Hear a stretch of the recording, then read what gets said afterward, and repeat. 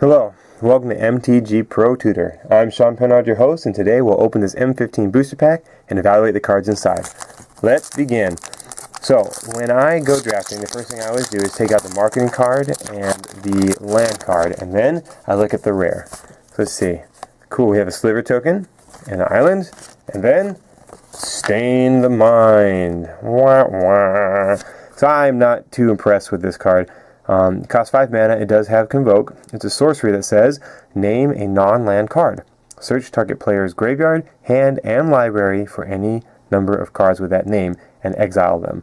Then that player shuffles his or her library.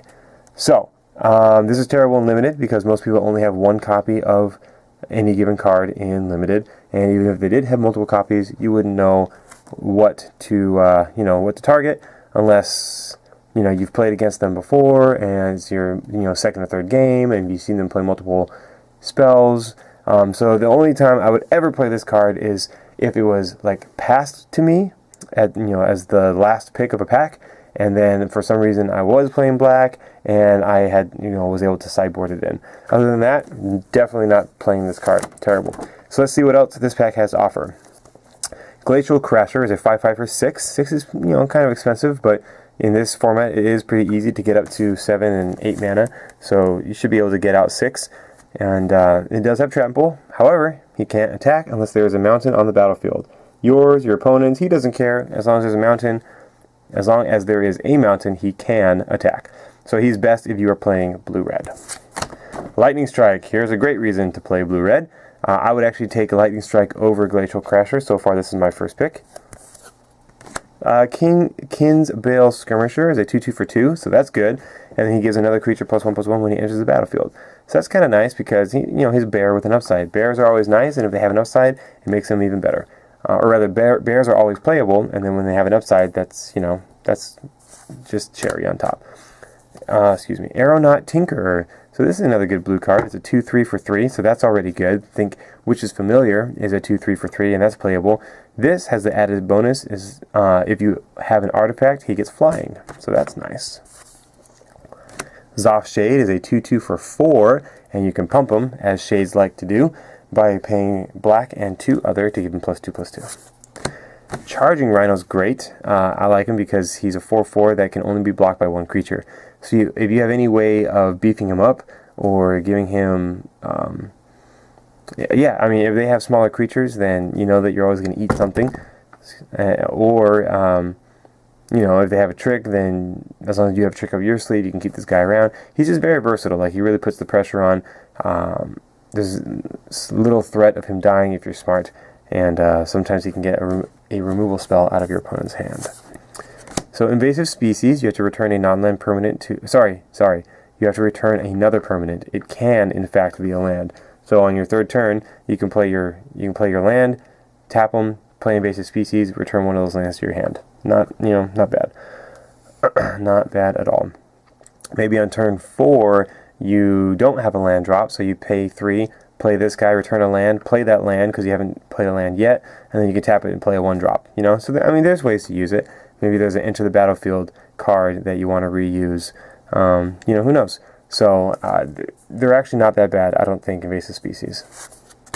Mind Rot, I'm not going to draft this card. Target player discards 2 cards. I'm not a big fan of this. If you have any good experience with it, please let me know.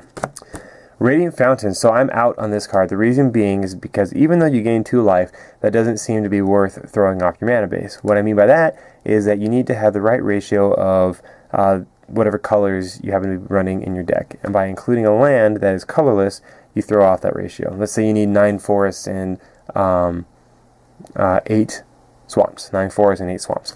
By playing this, it's what are you going to take out? A forest, a swamp? That's going to throw off your ratio. So I'm not a big fan of this.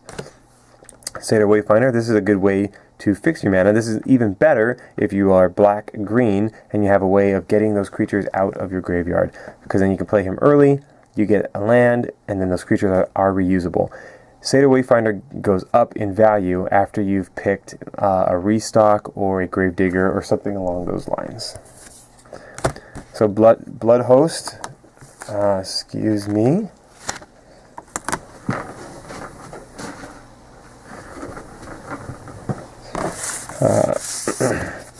Sorry about that, the lights went out.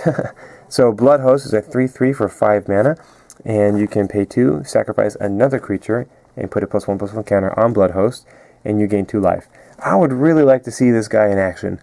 He just seems like you can set up some pretty interesting tricks. You can do some nice chump blocking, things like that. I just haven't seen him, I haven't been able to draft him myself, and I haven't seen him played yet. So tell me, what do you think of Blood Host? So Back to Nature is for 2 mana, you destroy all enchantments. So that's very interesting because this is one of the 4 ways to destroy enchantments in this block, in this set. 3 are green, 1 is white. And here we go, Congregate is target player gains 2 life for each creature on the battlefield.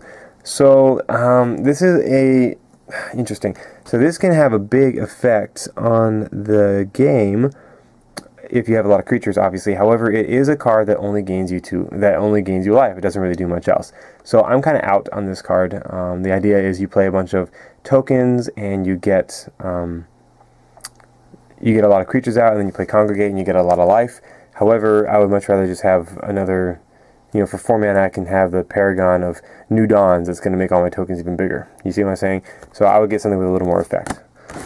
Alright, so wow. So what the first pick out of this pack? Not Congregate or Back to Nature. Blood Host I like. Sacred Wayfinder I think is not a first pick. I think he fits a role after you kind of settled in on the black-green, graveyard deck. Not Radiant Fountain, Mind Rot no. Invasive Species is good. Charging Rhino is good. Zashade no. Aeronaut Tinkerer I think is good. King's Bale Skirmisher is good. Lightning Strike I think is very strong. Glacial Crash. Okay, so my first pick will be either Lightning Strike or Blood Host.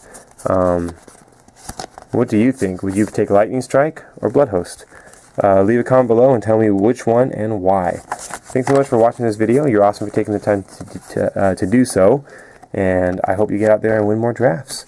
I'm Sean Penrod, and we'll see you in the next pack.